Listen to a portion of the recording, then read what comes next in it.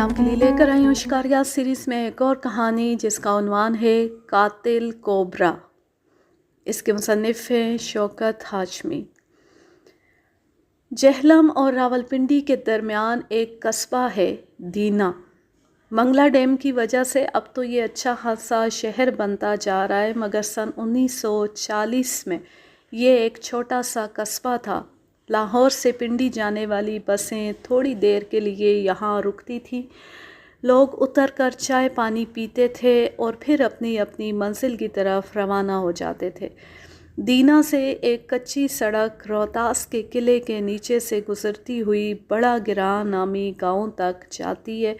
ये गांव दीना से लगभग 6-7 मील के फासले पर है। बड़ा गिरां से एक सिलसिला हाइक को शुरू होता है और अगर आप वहाँ से शुमाल की जानिब रवाना हों तो बड़े खूबसूरत पहाड़ी मनाज़िर देखने में आते हैं। बड़ा गिरां से 4 मील आगे टला जोगियाँ है। मुख्तलिफ खामदार रास्तों, तंग पहाड़ों, दर्रों और खुश्क नालों से गुज़रने के बाद जब आप टल्ला जोगियाँ की चोटी पर पहुँच जाएंगे तो चारों तरफ ऐसे दिलफरेब मनाजिर नज़र आते हैं कि रूह मुसरत से सरशार हो जाती है और दिल फितरत के जमाल से मसहूर हो जाता है। इन पहाड़ों पर बुलंदो बाला दरख्त बहुत कम है, लेकिन ये सारा इलाका कद आदम झाड़ियों और बड़ी बड़ी स्याह चट्टानों से पटा पड़ा है। सुना है यहाँ कोयले की कानें दरियाफ्त हुई हैं। सन 1940 में मुझे एक सिख दोस्त अंदरजीत सिंह के हमरा तीतर के शिकार के सिलसिले में इस तरफ जाने का इत्तेफाक हुआ।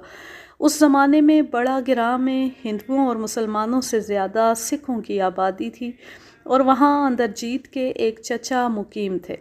सुबह 9 बजे दीना के एक झोंपड़ा होटल से लस्सी के 2 बड़े बड़े गिलास पीकर मैं और अंदरजीत तांगे की तलाश में निकले। बड़ी दुश्वारियों के बाद एक बूढ़ा तांगे वाला 5 रुपए पर बड़ा गिरां चलने के लिए रजामंद हुआ। दोपहर के 4 बजे जब सूरज की तपिश दम तोड़ी थी, हम लोग बड़ा गिरां पहुँचे। अंदरजीत के चचा सरदार सरजीत सिंह अपने मकान के बाहर चारपाई पर बैठे थे। अंदरजीत को देखकर आगे बढ़े और हम दोनों का बड़े खुलूस से इस्तकबाल किया। वो रात हमने बड़ा गिरां में गुजारी।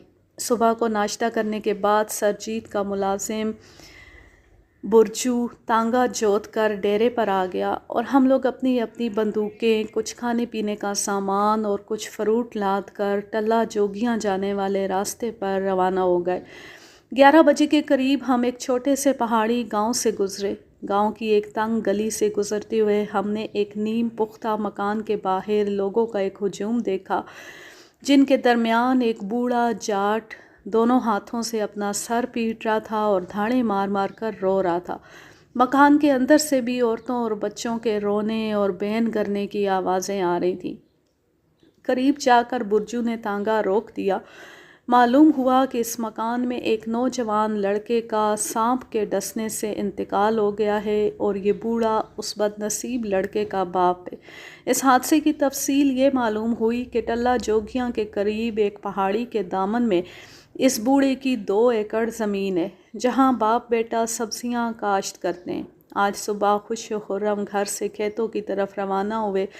खेतों पर पहुंचकर बाप हुक्का पीने के लिए झोंपड़े के बाहर आग जलाने में मसरूफ़ हो गया और लड़का खुरपी लेकर खेतों की तरफ चला गया, जहां गाजर मूली की फसल तैयार खड़ी थी।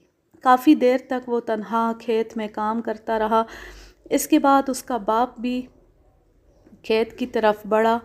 अभी वो पहली मुंडेर पर ही था कि उसने अपने बेटे की एक दिलदोज़ चीख सुनी, हाय बाबा मैं मर गया। बुढ़ा हुक्का फेंक कर बदहवासी के आलम में फसल रौंदता हुआ बेटे के करीब पहुंचा। वो ज़मीन पर पड़ा, एड़ियाँ रगड़ रहा था। उसके मुंह से नीले रंग का झाग निकल रहा था और उससे चंद फुट के फासले पर एक कोबरा सांप अपना फन फैलाए बैठा था। सांप को देखते ही बूढ़े ने सूरत हाल का अंदाज़ा लगा लिया। उसने कमर से खुरपी निकाल कर सांप पर हमला किया। सांप इतना निडर था कि बजाय इसके कि खौफज़दा होकर भागता, ज़मीन से 4 फुट ऊंचा उठकर खड़ा हो गया और बूढ़े के हमलों का जवाब देने लगा। ادھر بیٹے کی حالت متغیر ہو رہی تھی۔ مجبوراً خوفزدہ بوڑھے نے دوسرے کھیتوں میں کام کرنے والے کسانوں کو مدد کے لیے آوازیں دی۔ کسان کلہاڑیاں اور درانتیاں لے کر دوڑے، مگر ان کے آنے سے پہلے کوبرا پھن سمیٹ کر پلٹا اور بجلی کی تیزی سے مولیوں کے کھیت میں کہیں غائب ہو گیا۔ بوڑھا تو اپنے نیم جان لڑکے کو کندھے پر لاد کر گھر لے آیا، جہاں تھوڑی دیر بعد اس نے تڑپ تڑپ کر جان دے دی، مگر وہاں کھیتوں میں کسان اب تک کوبرے کی تلاش میں مصروف ہیں۔ ہم لوگ افسوس کا اظہار کر کے گاؤں سے باہر نکل گئے۔ برجو نے پوری رفتار سے تانگا ٹلہ جوگیاں کے راستے پر ڈال دیا۔ دائیں بائیں اونچے پہاڑی ٹیکرے تھے اور درمیان میں ریتلی گزرگاہ پر ہمارا تانگا چل رہا تھا۔ تھوڑی دیر کے بعد ہم نے دور سے دیکھا کہ ایک سرسبز پہاڑی کے دامن میں بہت سے لوگ کھیتوں میں چل پھر رہے ہیں۔ برجو نے بتایا کہ یہی وہ کھیت ہیں جہاں وہ بیچارہ لڑکا ہلاک ہوا ہے۔ تانگے سے اتر کر ہم لوگ بھی کوبرے کی تلاش میں شامل ہو گئے۔ میں نے اور اندرجیت نے بندوقیں لوڈ کر لیں اور کھیتوں کو چھانتے ہوئے پچھلی پہاڑی تک پہنچ گئے۔ پہاڑی اور کھیتوں کے درمیان ایک خشک ندی تھی، جس کی ریت پر مجھے سانپ کی مدھم سی لکیر نظر آئی۔ میں نے اندرجیت کو وہ لکیر دکھائی اور پھر اس لکیر کے ساتھ ساتھ آگے بڑھتے گئے۔ ندی میں 100-150 گز چلنے کے بعد وہ لکیر پہاڑی کی طرف گھوم گئی اور چٹانوں کے قریب پہنچ کر پتھریلی زمین میں گم ہو گئی۔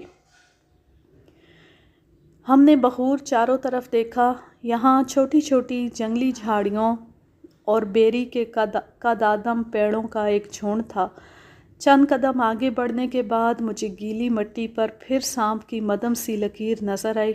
اب صاف ظاہر تھا کہ سانپ اسی جھنڈ میں رہتا ہے اور یہیں سے باہر نکل کر اس نے اس بد نصیب لڑکے کو ڈسا تھا۔ ہم نے جھنڈ کے چاروں طرف گھوم پھر کر دیکھا۔ اندر جانے کا کوئی راستہ نہ تھا، اور اگر تھا بھی تو بیری کے کانٹوں سے بچ کر اندر پہنچنا ناممکن تھا۔ ہم نے اس جھنڈ کے کئی چکر لگائے۔ اچانک ایک ایسی جھاڑی کی اوٹ سے مجھے آگ کے ایک بڑے پودے کی اوٹ میں بیٹھا ہوا کوبرا نظر آیا۔ وہ کنڈلی مارے پھن سکیڑے جلیبی کی طرح سمٹا ہوا خاموش بیٹھا تھا۔ یہ میری خوش قسمتی تھی کہ اچانک میری نظریں اس پر پڑ گئیں، ورنہ اس کے بیٹھنے کی جگہ اتنی محفوظ تھی کہ پتہ چلنا ناممکن تھا۔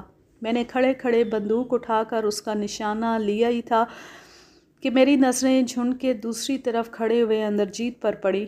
اگر میں بے خبری میں فائر کر دیتا تو یقیناً اندرجیت بھی چھروں کی زد میں آ جاتا۔ چند لمحوں تک سکتے کے عالم میں خاموش کھڑا اندرجیت کے اس مقام سے ہٹنے کا انتظار کرتا رہا۔ اندرجیت کے ہٹتے ہی میں نے پھر آگ کے پودے کی طرف دیکھا تو میری حیرت کی انتہا نہ رہی، کیونکہ کوبرا وہاں سے غائب تھا۔ میں نے انتہائی گھبراہٹ میں چاروں طرف نظریں دوڑائیں، جھاڑیوں کے جھنڈ کا ایک پورا چکر لگا کر ایک ایک جھاڑی کو بغور دیکھا، مگر کوبرے کا کہیں پتہ نہ چلا۔ پھر میں یہ سوچ کر ممکن ہے اس جھنڈ میں کہیں اس کا بل موجود ہو، بندوق تان کر کانٹوں سے الجھتا ہوا دیوانہ وار اندر داخل ہو گیا۔ بیری کے کانٹے پتلون کو پھاڑتے ہوئے جسم میں پیوست ہو گئے، مگر غم و غصے کے مارے مجھ پر دیوانگی کا سا عالم طاری تھا۔ میں نے جھنڈ کے اندر گھس کر بندوق کی نال سے جھاڑیوں اور شاخوں کو ٹٹولا، مگر وہاں کوئی بل نہ تھا۔ پھر میں جھاڑیوں سے الجھتا ہوا واپس لوٹا اور ایک چٹان کے قریب کھڑا ہو کر پتلون سے کانٹے الگ کرنے لگا۔ دوسری طرف اندرجیت چٹانوں اور پتھروں میں کوبرے کی تلاش میں مصروف تھا۔ کوبرا مجھے اپنی ایک جھلک دکھا کر غائب ہو چکا تھا، مگر لاشعوری طور پر مجھے ایسا محسوس ہو رہا تھا کہ وہ اب بھی کہیں قریب ہی موجود ہے اور اپنی کمین گاہ میں اطمینان سے بیٹھا ہوا ہماری ہر نقل و حرکت کا جائزہ لے رہا ہے۔ تعجب کی بات یہ تھی کہ جھنڈ کے باہر زمین پر کوئی لکیر موجود نہیں تھی۔ جھنڈ کے تین اطراف نرم بھربھری مٹی کے تودے تھے۔ کسانوں نے کھیتوں کی منڈیریں درست کر کے کچھ مٹی اس طرف اچھال دی تھی۔ صرف ایک سمت پتھریلی زمین تھی، جس سے چند گز کے فاصلے پر چٹانوں کا سلسلہ شروع ہوتا تھا۔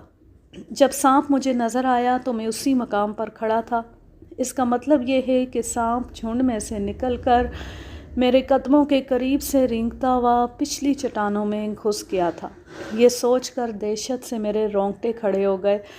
میں نے گھٹنوں کے بل زمین پر بیٹھتے ہوئے زمین کا جائزہ لیا تو مجھے اپنی بائیں جانب ایک پتھر کے قریب نرم زمین پر سانپ کی مدھم سی لکیر نظر آئی۔ ابھی میں استعجاب اور تعصب کے عالم میں ادھر ادھر دیکھ ہی رہا تھا کہ مجھے اپنے پیچھے کوبرے کی پھنکار سنائی دی۔ ساتھ ہی اندرجیت نے چیخ کر مجھے للکارا، پیچھے دیکھو۔ میں نے تیزی سے پلٹ کر دیکھا تو صرف 4 فٹ کے فاصلے پر کوبرا ایک چٹان پر اپنا پھن پھیلائے ہوئے کھڑا تھا۔ وہ بلا مبالغہ 5 فٹ سے کم نہیں تھا۔ اگر ایک لمحہ اور میں اس کی موجودگی سے بے خبر رہتا تو وہ اس چٹان سے لپک کر میرے جسم کے کسی بھی حصے کو ڈس سکتا تھا۔ میں نے پلٹتی ہی بندوق گھمائی اور شست لیے بغیر اندازے سے نال اٹھا کر فائر کر دیا۔ کوبرا تڑپ کر گرا اور زمین پر اپنا سر پٹکنے لگا۔ اس کا تمام جسم چھلنی ہو چکا تھا مگر سر ابھی سلامت تھا۔ وہ بار بار سر اٹھا کر خوفناک انداز میں پھنکارتا ہوا میری جانب لپکتا اور پھر آگے بڑھنے کی سکت نہ ہونے کی وجہ سے نڈھال ہو کر گر جاتا۔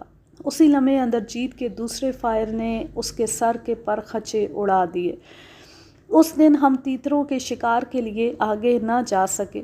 لڑکے کی میت اٹھنے سے پہلے ہم نے مرے ہوئے کوبرے کو اس کے گھر پہنچا دیا۔ وہ منظر انتہائی دردناک تھا۔ جب لڑکے کے غمزدہ باپ نے اپنے اکلوتے جوان لڑکے کے قاتل کوبرا کو دیکھا تو وہ دیوانہ وار چیختا ہوا چارپائی سے اٹھا، چند لمحوں تک خون بار نظروں سے سانپ کو گھورتا رہا اور پھر اس کو اٹھا کر دانتوں سے اس کے ٹکڑے ٹکڑے کر دیے۔ اس کہانی کا ماخذ ہے سندر بن کا آدم خور شوکت ہاشمی، سن 1991۔ اب میں لیتی ہوں آپ سے اجازت۔ جہاں رہیں خوش رہیں، شاد و آباد رہیں، ہنستے مسکراتے رہیں۔ اللہ حافظ، اللہ نگہبان۔